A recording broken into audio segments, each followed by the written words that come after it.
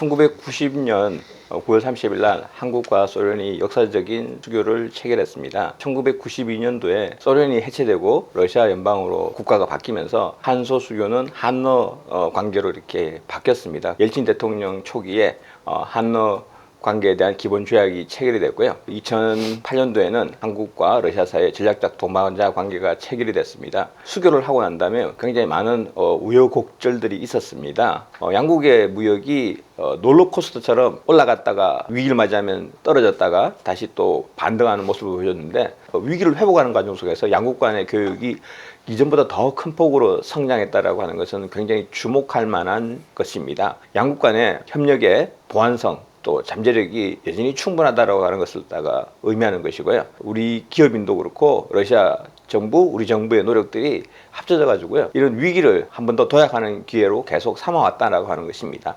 한러 관계 30년을 돌아보면 크게 4가지 정도로 이 30년을 구분할 수 있다고 보는데요. 첫째는 이제 90년대 양국 관계 형성기입니다. 처음으로 수교를 맺고 이제 시작하는 시기가 한 10년 정도 됐었죠. 그 이후에 이제 1차 성장기라고 볼 수 있는 게 이제 2000년대부터 양국 관계가 이제 폭발적으로 경제 관계 중심으로 해서 성장이 됐습니다. 다만 이제 2000년대 후반 이후에 글로벌 경제 위기 때문에 양국 관계가 이제 주저앉는 좀 그런 모습을 보였고요. 2차 성장기는 2010년대로 볼 수가 있습니다. 다시 한번 양국 관계가 경제적으로 도약하는 그런 모습을 보였고요. 2014년 이후부터 지금까지는 양국 경제 관계는 어떤 전환기. 왜냐하면 2014년 이후에 국제 원자재 가격 하락 그리고 서방의 대러 경제 제재 이후에 양국 관계가 어떻게 보면 표면적으로 봤을 때는 조금 이전보다는 못하다라고 평가를 할 수 있겠지만 지금 현재 이제 이런 국제적인 글로벌한 어떤 경제 환경의 변화에 따라서 기존의 어떤 자원과 상품의 어떤 교환이라는 틀에서 벗어나서 새로운 관계로 이제 발전할 수 있는 그런 전환의 시기가 왔다 이렇게 평가할 수 있고요.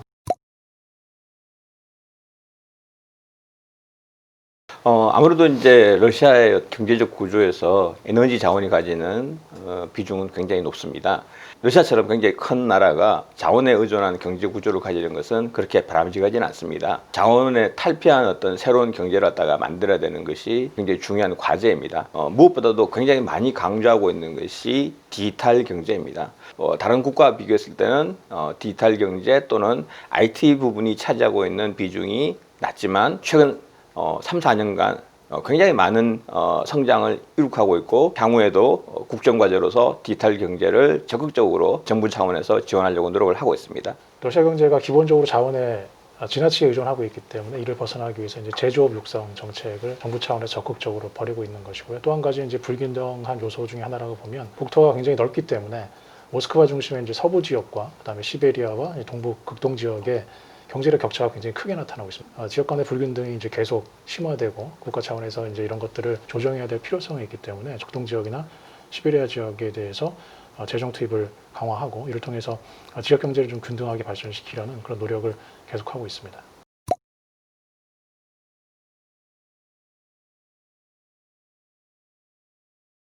양국 관계 전환점에 있어서 이제 좀 중요하게 생각해야 될 점은 단순한 소비 시장뿐만이 아니고 기술과 과학 협력의 대상으로 봐야 된다. 러시아의 기업들과 러시아의 어떤 경제 주체들과 과학 기술 협력, 혁신 산업에 대한 협력들을 통해서 우리 기업들이 한 단계 도약할 수 있고 또 그들이 한 단계 도약할 수 있는 새로운 틀을 만드는 것이 좀 중요하다고 보고 이런 틀에 적합한 산업으로는 이제 IT 산업 부분이 될 수가 있겠고요. 또 그러니까 제약, 의약 분야, 신산업 부분으로서 우리가 협력할 수 있는 주요 부분이 될 수 있다고 보고요. 두 가지 측면에서 러시아와의 협력을 좀 중요시 해야 된다고 생각됩니다. 첫 번째는 미국의 셰일가스 개발과 또 북극의 LNG 개발이 본격화되면서 사실은 이제 글로벌 에너지 공급망이 큰 폭의 변화를 겪고 있습니다. 좀 더 우리의 에너지 공급망을 다변화시킬 필요가 있습니다.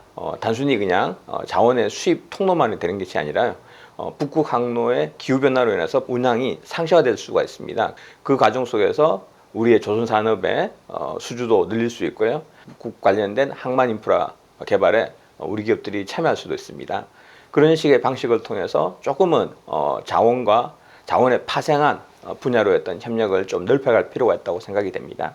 두 번째 주목할 만한 현상은 글로벌 밸류 체인의 혁명적 변화입니다. 지금 4차 산업혁명이 일어나면서 이제 제조업의 시대가 다시 오고 있습니다. 그런 측면에서 본다 그러면 러시아가 가지고 있는 여러 가지 비교의 분야들이 있습니다. 우리 기업들이 러시아가 가지고 있는 첨단 과학 기술의 어떤 잠재력을 최대한 활용하기 위해서 삼성전자, 현대모비스, KT와 같은 기업들이 지속적으로 러시아와의 협력을 강화하고 있습니다.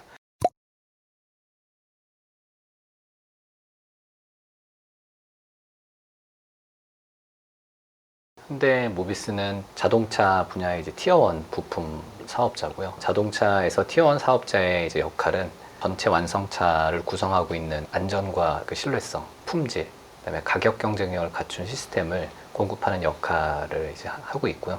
그런 ICT 분야와 직결되는 그런 제품까지도 굉장히 폭넓게 하고 있습니다. 이 안덱스 같은 경우는 흔히 알고 있는 구글이나 네이버를 떠올리시면 될 것 같습니다. 사업 분야가 굉장히 다양하고요. 자체 개발해서 확보하고 있는 그런 자율주행의 그 기술은 세계 선도적인 수준입니다. 안덱스를 구체적으로 선택한 이유는 지역이 중요하다기보다는 그 산업적인 측면에서 시너지를 보고 선택을 했고,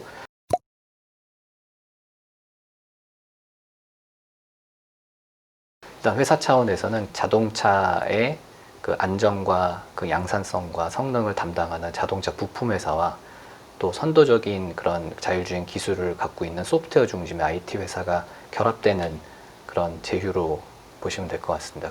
이런 선도적인 기술을 어떤 한 기업이 어떤 한 밸류체인에 한 담당하는 그런 사업자가 모든 거를 개발하기는 어렵습니다. 이제 오픈 이노베이션을 추구할 수밖에 없는데, 그런 관점에서 안덱스는 소프트웨어 알고리즘을 제공하는 중요한 파트너라고 볼 수 있겠습니다. 이게 자동차 산업적인 측면에서 좀 흔히 자동차 업계에서 IT 업계와 자동차 업계가 힘겨루기를 한다, 이런 얘기들을 이제 많이 합니다만, 궁극적으로는 협력을 통해서 시너지를 낼 수 있고 또 그런 기회가 존재한다고 이제 보고 있습니다. 자동차 쪽은 굉장히 그 양산성하고 그 안전을 굉장히 중요하게 생각을 하거든요. 반면에 이제 또 IT 업체들, 얀덱스 같은 업체들만 하더라도 이 소프트웨어적인 IT적인 그런 문법에 익숙하기 때문에, 그러니까 전통적인 자동차 관점의 R&D하고 이 IT 관점이 굉장히 다른데, 이 자동차의 그런 전문성과 시각, 그 다음에 IT 업체의 그런 신기술이 결합이 되어야지 이 부분이 가능을 하기 때문에,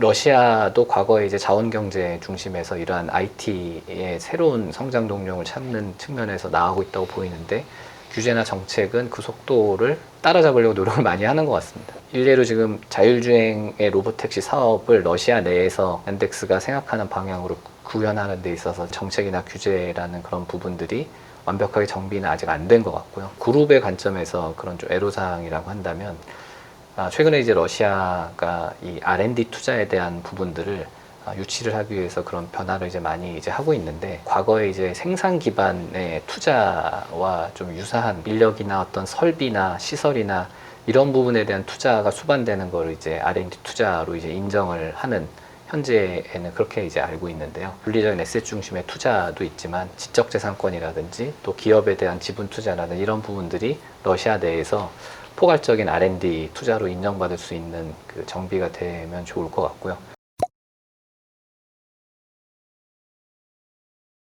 투자라고 하는 측면에서 본다 그러면 우리 기업들은 소비를 목적으로 나름대로의 성과들을 거뒀다고 판단이 됩니다. 아쉬운 부분은 러시아가 가지고 있는 잠재력은 자원과 또 사실은 첨단 과학 기술 분야입니다. 앞으로 좀 주목을 해야 될 부분은 첨단 과학 기술 능력을 활용할 수 있는 투자, 그리고 이제 자원개발 협력과 관련된 부분도 러시아가 가지고 있는 장점이 많습니다.